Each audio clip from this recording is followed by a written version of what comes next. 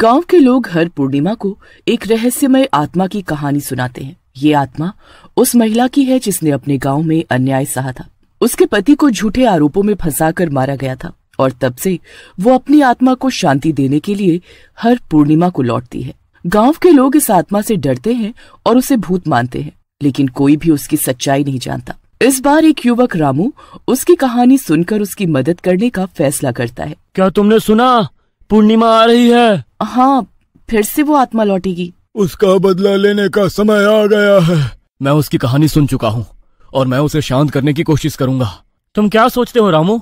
वो बहुत खतरनाक है। मुझे लगता है वो अपने दर्द को साझा करना चाहती है। तुम्हें इससे दूर रहना चाहिए। हाँ, उसकी आत्मा ने कभी किसी को नहीं छोड़ा। मैं कोशिश करूंगा। मुझे उसे समझाने का मौका चाहिए। ध्यान रखना रामू। पूर्णिमा की रात आ गई। रामू ने अपने दोस्तों से एकत्रित होकर एक योजना बनाई। वे सभी मिलकर उस स्थान पर जाएंगे जहां आत्मा प्रकट होती है। सभी डरे हुए थे, लेकिन रामू ने उन्हें आश्वस्त किया। वे ताजगी लाने के लिए फूल और कुछ मिठाइयां लाए ताकि आत्मा को उनकी नियत का एहसास हो सके। जब रात गहराने लगी तो एक सन्नाटा छा गया। रामू ने अपनी टीम को समझाया कि ये उनकी जिम्मेदारी है। क्या वे उस आत्मा से सामना कर पाएंगे और उसे शांति दिला पाएंगे? रामू, क्या तुम सच में सोचते हो कि वो शांत होगी? अगर वो गुस्से में है तो हमें भागना पड़ सकता है। हम पहले उसकी कहानी सुनेंगे, फिर मदद करेंगे। याद रखना, आत्मा को भड़काना नहीं चाहिए। क्या तुम्हें सच में उम्मीद है? हमें प्रयास करना चाहिए और अगर हम सफल हुए तो गांव को शांति मिलेगी। ठीक है, मैं तुम्हारे साथ हूँ। चलो, अब हमें उस जगह चलना चाहिए। उम्मीद है सब कुछ ठीक रहेगा। जैसे ही रात का अंधेरा गहराया, रामू और उसके दोस्त उस स्थान पर पहुंचे। हवा में एक अजीब सी शांति थी। अचानक एक हल्का सा झटका महसूस हुआ और आत्मा प्रकट हुई। उसकी आंखों में आंसू थे और वो गुस्से में थी। रामू ने आगे बढ़कर उसे कहा कि वे उसकी मदद करना चाहते हैं, लेकिन आत्मा ने उन्हें चेतावनी दी कि कोई भी उसके दर्द को समझ नहीं सकता। उसकी आवाज में गहराई थी जो सबको डरा रही थी। तुम लोग यहाँ क्यों आए हो?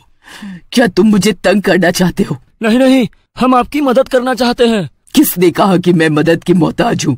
हम जानते हैं कि आपको न्याय नहीं मिला। हाँ, आपकी कहानी सुनी है और हम सच जानना चाहते हैं। तुम सब मेरे दुख को नहीं समझ सकते। हम कोशिश करेंगे, बस हमें मौका दे। मेरी आत्मा को शांति नहीं मिल सकती। आत्मा ने अपनी दर्द भरी कहानी सुनाई। उसने बताया कि कैसे उसके पति को झूठे आरोपों में फंसाकर मारा गया था। वो बताती रही और उसकी आवाज में गुस्सा और निराशा दोनों थे। रामू ने महसूस किया कि आत्मा केवल बदला नहीं लेना चाहती, बल्कि वह न्याय की तलाश में है।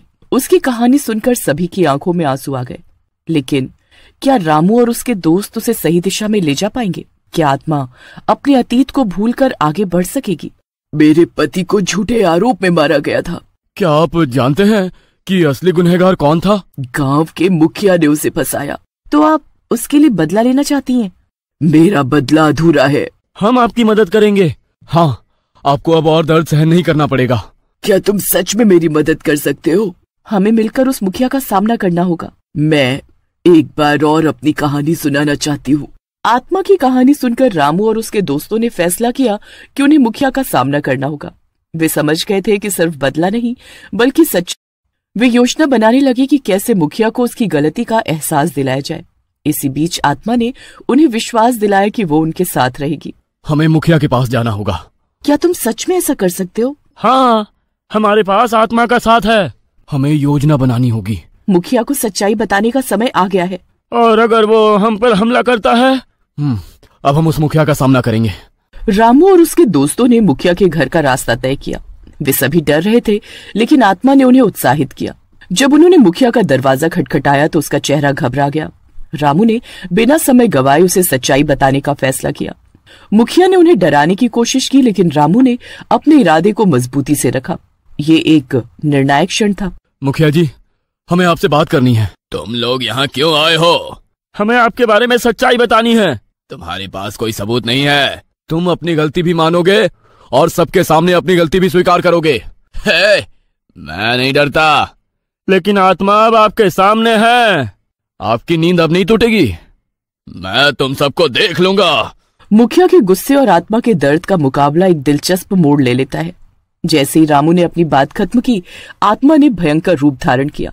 वो गुस्से में चिल्लाई और हवा में अजीब सी हलचल हुई। मुखिया डर गया, लेकिन वो हार मानने के लिए तैयार नहीं था। उसने रामू और उसके दोस्तों को धमकाने की कोशिश की, लेकिन आत्मा ने उसे समझाया कि उसे अब डरने की जरूरत नहीं है। तुम्हारे पाप तुम्हारे पीछे है। मैं तुमसे नहीं डरता। अब तो तुमको डरना चाहिए। हम तुम्हारी गलतियों का सामना कर रहे हैं। तुमने मेरे पति को मारा। तुम सब बेवकूफ हो। तुम मेरा कुछ नहीं बिगाड़ सकते। इसके बाद आत्मा ने मुखिया को हवा में उल्टा लटका दिया और उसे इधर उधर पटकने लगी। मुझे माफ कर दो, मैंने गलत किया। हाँ, मैंने गलत किया। क्या अब आप सच्चाई को स्वीकार करेंगे? आपको अपने पापों की सजा भुगतनी पड़ेगी। आत्मा को शांति मिलनी चाहिए। मुझे माफ कर दो, मैं अब बदलना चाहता हूँ। क्या तुम सच में बदलोगे? आपको गांव वालों के सामने अपनी गलती स्वीकार करनी होगी। ये एक नई शुरुआत हो सकती है। मैं कोशिश करूंगा। आइए, हम सब एक साथ हैं। गांव वाले एकत्रित हुए और मुखिया के सामने खड़े हुए। रामू ने सबको बताया कि मुखिया ने अपनी गलती स्वीकार कर ली है। सब लोग हैरान थे, लेकिन साथ ही उनमें एक नई उम्मीद जगी। आत्मा ने उन्हें बताया कि अब समय है सच्चाई के साथ आगे बढ़ने का। सभी ने फैसला किया कि वे एक साथ मिलकर गांव को फिर से सही दिशा में ले जाएंगे। क्या ये गांव के लिए एक नई शुरुआत का प्रतीक बनेगा? गांव वालों, सुनिए, मुखिया ने अपनी गलती मानी है। क्या ये सच है? अब हमें आगे बढ़ने की जरूरत है।